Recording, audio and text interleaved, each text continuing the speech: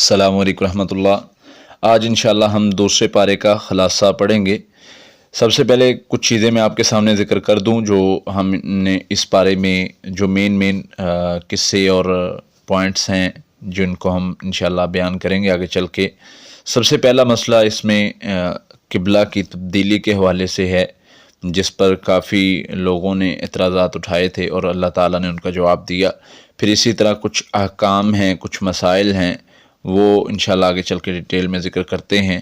फिर इसी तरह ताउन की बीमारी के हवाले से है और तालूत और जलूत की लड़ाई के हवाले से कुछ चीज़ें ज़िक्र की गई हैं।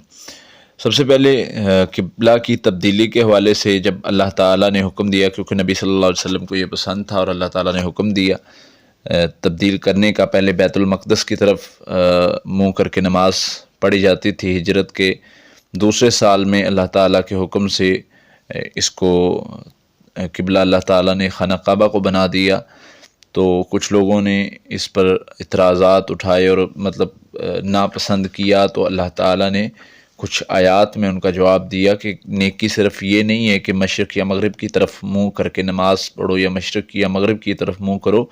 नेकी ये है कि ईमान लाना, अल्लाह पर ईमान लाना, क़यामत पर ईमान लाना, फ़रिश्तों पर ईमान लाना, किताबों पर ईमान लाना, फिर उसके बाद यतीमों, मस्कीनों और इन सब का ख़्याल रखना, उन पर माल ख़र्च करना, लोगों की मदद करना, ये भी नेकी है। यानी अल्लाह ताला ने इनको बताया है, समझाया है। तो इसमें एक तफसील से अल्लाह ताला ने क़िबला की तब्दीली के हवाले से जो लोगों के एतराज़ात थे उनके जवाबात दिए। फिर इसी तरह कुछ अहकाम जो अल्लाह ताला ने इस बारे में बयान किए हैं वो मैं मुख्तसरन इंशाअल्लाह ज़िक्र करता जाऊँगा, जिनको आयात बर भी कहा जाता है। इनमें कुछ अकायद के हवाले से बताए गए हैं, कुछ इबादात, कुछ मामलात, इन सब के हवाले से हमारी रहनुमाई की गई है। फिर इसी तरह जैसे हमें बताया गया, इस बारे में बताया गया है कि मुर्दार का जो है वो गोश्त हराम है, तुम पर खून हराम है, खंजीर का गोश्त हराम है, गैरुल्लाह को सजदा करना, उसकी इबादत करना तुम पर हराम है। ये चीज़ें समझाई गई, ये चीज़ें बताई गई इस बारे में। ये वो चीज़ें हैं जिनको अल्लाह ताला ने वाज़ेह तौर पर कुरान पाक में बहुत से मकामात पर हराम करार दिया है। फिर इसी तरह कुछ मामलात में उनमें है एक किसास का मसला कि किसास किस चीज़ पर है और किस तरह लेना है। फिर इसी तरह वसीयत है, वसीयत के बारे में अल्लाह ताला ने फरमाया कि जब तुम में से कोई मौत के करीब हो तो वो वसीयत छोड़ दे और अच्छी वसीयत छोड़े। ये जो पीछे वाले हैं उसकी वसीयत पर अमल करें, ये ना हो कि वह ज़्यादती ना करे वसीयत करता हुआ भी। जैसे कि हदीस में आता है एक बंदे ने जो है वो अपने फ़ौत होने से पहले सारे ग़ुलामों को आज़ाद कर दिया, वही उसके पास ग़ुलाम ही थे और कुछ नहीं था। तो अल्लाह के नबी सल्लल्लाहु अलैहि वसल्लम को पता चला, तो अल्लाह के नबी सल्लल्लाहु अलैहि वसल्लम ने फरमाया कि मुझे पहले पता चल जाता तो मैं इसका जनाजा ना पढ़ाता। यानी इस चीज़ को सख्त नापसंद किया गया है कि मौत का वक्त करीब हो और बंदा सारा कुछ खर्च कर दे या अल्लाह की राह में दे दे। हाँ, हालत जब सेहत है तब देगा, तब उसका 10 गुना ज़्यादा फ़ायदा है ये कि जब वो बीमार हो जाए, बेबस हो जाए, तब खर्च करे। फिर इसी तरह इसमें रोज़ों के हवाले से हुक्म है और इसमें हराम कमाई से बचने के बारे में हुक्म है कि अल्लाह ताला फरमाते हैं कि तुम लोगों का माल जो है वो गलत तरीके से ना खाओ, लोगों के माल को गलत तरीके से इस्तेमाल ना करो, उनके माल का गलत फ़ायदा ना उठाओ, दूसरे नाहक तरीके से, रिश्वत के ज़रिए या किसी भी तरीके से तुम इनका माल, लोगों का माल ना खाओ। फिर इसी तरह जिहाद का हुक्म है, इस बारे में तफसीली जिहाद करने का, जैसे रोज़ों का फ़र्ज़ होने का ज़िक्र किया गया है, उसी तरह जिहाद की फ़र्ज़ियत का ज़िक्र किया गया। और अल्लाह ताला ने आगे फरमाया कि मैं जानता हूँ, तुम नहीं जानते, ये तुम्हारे लिए बेहतर है, तुम कुछ चीज़ों को बेहतर समझते हो लेकिन वो तुम्हारे लिए बेहतर नहीं है। फिर इसी तरह हज की फ़र्ज़ियत के हवाले से और उसके अहकाम के हवाले से कुछ चीज़ें बताई गई हैं कि हज जो साहिब इस्तिताअत है उस पर फ़र्ज़ है, और जो जाए वो अपने अखराजात, अपने मामलात को मुकम्मल तौर पर करके जाए ताकि वहाँ जाकर कोई परेशानी ना बने और लड़ाई ना करे, और कुछ इस तरह की चीज़ें जो हज के हवाले से हैं।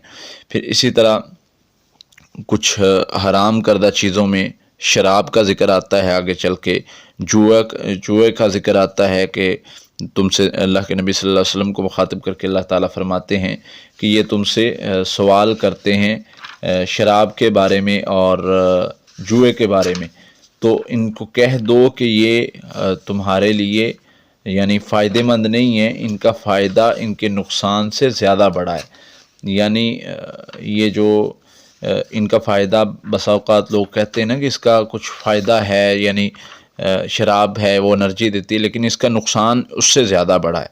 پھر اسی طرح مشرکین سے نکاح کرنے سے منع کیا گیا ہے اور فرمایا گیا ہے کہ چاہے تم مومن لونڈی سے کر لو، غلام سے کر لو، لیکن مشرک سے وہ بہتر ہے۔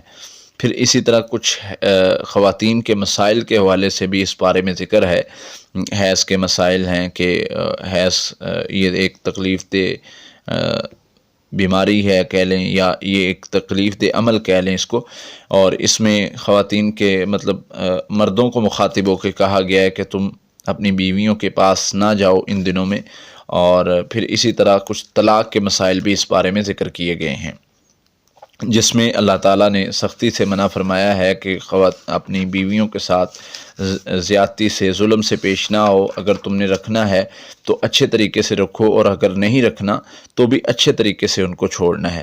پھر اسی طرح عدت کے حوالے سے بھی ذکر ہے کہ 3 قروء یعنی 3 حیض وہ ان کی عدت ہے، وہ آگے نکاح نہیں کر سکتی، اس کے بعد وہ نکاح کر سکتی ہیں۔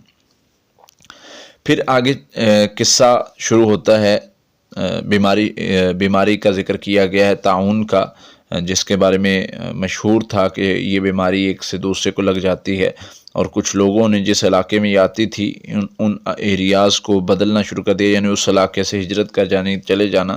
تو اللہ کے نبی صلی اللہ علیہ وسلم نے منع فرمایا ہے، اور اللہ تعالیٰ کا بھی یہی حکم ہے کہ جس علاقے میں یعنی یہ بیماری آئے اس علاقے سے نہ جاؤ۔